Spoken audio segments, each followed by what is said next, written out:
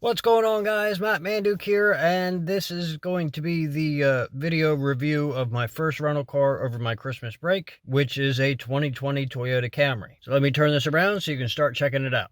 All right, I am starting from the driver's seat, and that's because the most that's going on is in the driver's seat, and ultimately you see these on the road probably all the time, but you don't see what it looks like from the inside. So the car is not on right now.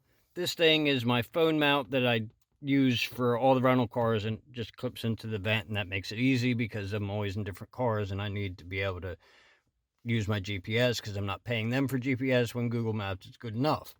But the screen is pretty standard in anything 2015 or newer, so 2020 should not be a surprise. However, this car is much more luxurious than many cars that I've gotten. I don't know that I consider it too much more luxurious than the Malibu that I last did a review on, and I didn't review the Impala or the Altima or the Silverado or, or the Sentra that I had. But this one I think does deserve to be reviewed because it does have some features that those cars did not have. So I'm going to start with the key. The key. And now I think, with all the technology involved, they could illuminate these buttons to make it easier at night, but they don't. And I say that because last night I accidentally hit the emergency thing that like honks the horn and flashes the lights at 4 o'clock in the morning when I was leaving my friend's house because I wanted to open the trunk. So that was kind of crappy. And then because I'm not familiar with the car, it's difficult to know which button's which. And there is a thing for locking it, like it's perforated so you can feel, but there isn't on any of the other buttons, so you don't know if you're popping the trunk or unlocking the doors, which is kind of an inconvenience. Now for the rental car, they cabled two together, and that's just kind of weird because what's the sense in having two keys if they're stuck together? You push the button, the key comes out. It's not a push button like some of the Nissans that I've had are, and simple enough. You turn the key on, and I'm not starting the car, although I could, but it goes through a boot up process over there, and it makes you hit continue because it tells you, don't watch the screen while you're driving because it'll mess with it. But I like the interface that is here because if you hook up the Bluetooth, you can open that up, and I'm not currently connected because I'm recording a video, but it shows you a decent amount and allows you to connect and do all that stuff from there. And if I hit home, it goes back here. This comes up when you're connected. You can select 4 contacts that are easy access while you're driving, and the Bluetooth works.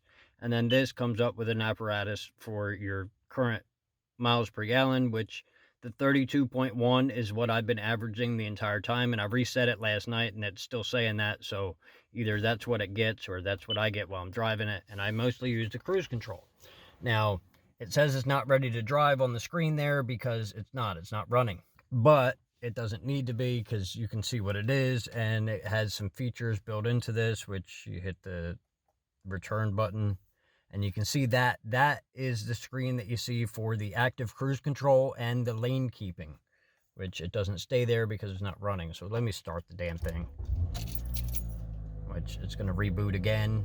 And I don't like that the seatbelt thing chimes, and if the passenger doesn't have their seatbelt in, it chimes. And I say that because right now all my stuff that I had to take out of my truck during the time I'm home now, because I'm home for 11 days, is in my mom's garage, but I had to get it here, and this vehicle's not big enough. I'll be switching it out tomorrow, and that's why I wanted to do this today. All right, so now it's ready to drive, and I'm not going anywhere, but you can see that screen, and get my finger in there. That's supposed to represent the car, and while you're driving and the active cruise control is functioning, it has 3 bars, and it's active cruise control that works almost just like it does in the Semi. It just doesn't tell me how slow the idiot in front of me is going. It just starts slowing down. But then these lines on the side here, they will either turn like a gray color or they'll start turning red when you're crossing them because it's tracking the lane, and it'll tell you that you're drifting out of the lane. But if you don't respond to that, it'll just push you back into the lane, which is actually fairly involved. And no, my semi-truck does not do that. I haven't had any issues with fuel economy. I think I got a quarter tank yesterday, but I drove it from Allentown to Millville, and I've been driving around down here. It's nothing new. Almost every new car, and I would believe every new car has, the cruise controls on the steering wheel, because that makes sense. This turns the active cruise control on and off, which not doing that now, and this turns the lane keeping on and off, and see, it comes up with that there. You do have to turn the cruise control on every time, and when you turn it on, it turns the radar on, which everybody's going to call it something else, but it's a radar for active cruise control. The track select for the radio is on one side, the volume is on the other, which is a little odd. And this is like the menu control where you can flip through the different screens, which is kind of a pain in the butt because it doesn't go back to the default screen. And I think it's weird that it doesn't display the speed that you're going on that screen, because I find that helps me not speed in the semi-truck. Even though, I have a gauge right there, but that gauge is, well, I'm doing something between 60 and 80. Yeah, you get an idea, and then you have your phone and your voice controls, which it's a little awkward, but what I kind of like about the steering wheel is on the back here, you can see the minus and the plus on the other side. On the back here is actually paddle shifters, and it has an 8-speed transmission that you can manually shift, which, you can also do it from the shifter over here. And I apologize for, the little bit of trash in here, but it's not much. It's just my phone cord and an empty bottle that I need to get rid of, which I will say, this Barks birch beer does not taste like birch beer, and don't bother with it. But so you put it in the drive, and then you can pop it over to the left, and then you can shift that way. But it has paddle shifters on the back of the steering wheel, which are much more convenient if you're driving with both hands, like, well, I normally am.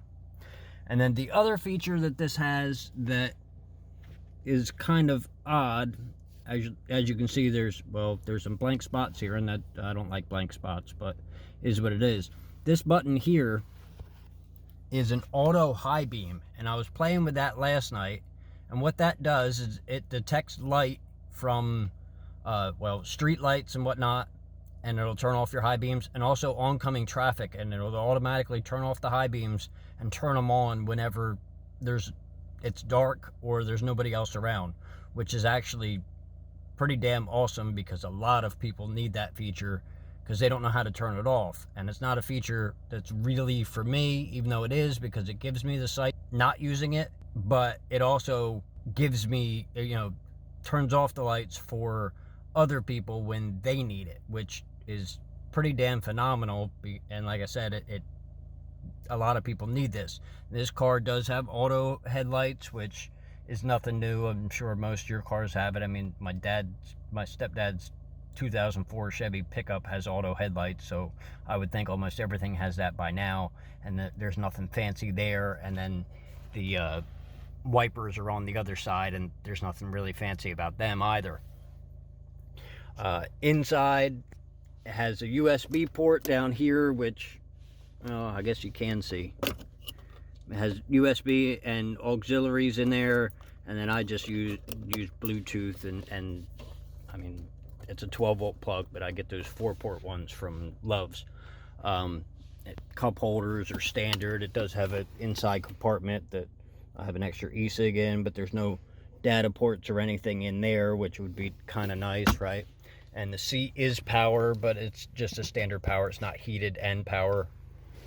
The back seat, I mean, this car does have leather, which is nice, but the back seat, I mean, it's fairly roomy. I don't ride in the back ever because I always drive, and I have to drive because there's a dirty sock. I have to drive because it's a rental car, and the trunk is fairly spacious for what it is. I mean, it's a Camry, and I'm trading it in tomorrow because it's not big enough for me, because, well, I have to put everything from my semi in here, and it wasn't really safe to do so. And I also have more stuff that I had taken out of my truck while I was on that Walmart account, and I have to be able to fit it in, so I need something bigger than this. And I had reserved a Cadillac CTS, and I got a Toyota Camry. I'm happy with this car, but I'm not happy with this car because the Cadillac is much bigger. But I'm going to go ahead and do a walk around on the outside, and that'll be my closing sequence. So let me go ahead and pause this. And as you can see, it looks like a Toyota Camry and is what it is. I haven't noticed that the Toyota symbol lights up, but I see that on the Mercedes and I think it looks retarded. So I'm glad if it doesn't. But otherwise, I mean, it is a nice car considering what it is, because, you know, Camry isn't really top of the line anything. But I wanted to do a review on it because I'm satisfied with what Toyota has done here. I'm just not satisfied with how big it is, because it needs to be bigger for my sake. It does not have heated mirrors, and that is one luxury item that I've become accustomed to because my van had it, my semis have it. But, you know, what are you going to do? It's a Camry. You're not going to get every bell and whistle, because then what are they going to put in a Lexus? But anyway, guys, I hope you enjoyed this. As always, guys, I want to thank you for watching. I wouldn't do this without you, and I'll see all my friends in my next video.